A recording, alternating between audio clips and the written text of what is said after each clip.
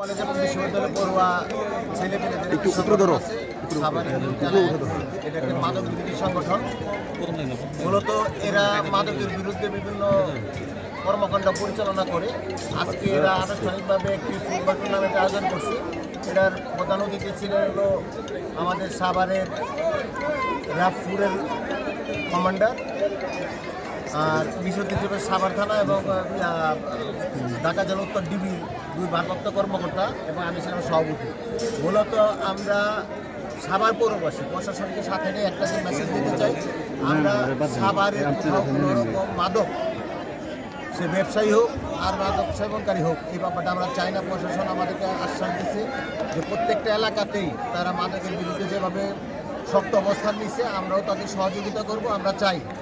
কারণ মূলত মাদকটা কোথার থেকে হইতেছে, একটা কিশোর গ্যাংয়ের পর মাদক সেবন, মাদকের পরে এই চিন্তাই। তো সাভারের মানুষের শান্তির জন্য, সাভারের মানুষের নিরাপত্তার জন্য আমরা মাদক বিরোধী কর্মকাণ্ডটা চালিয়ে যাব। আর আমি ধন্যবাদ জানাই সাভারের সমস্ত প্রশাসন লোকজন যারা আমাদেরকে সহযোগিতা করতেছেন, প্লাস যারা আজকের এই ফুটবল টুর্নামেন্টের আয়োজন করছেন এবং যারা এই মাদক বিরোধী কর্মকাণ্ড সাভারে পরিচালনা করতেছেন। ধন্যবাদ সবাইকে।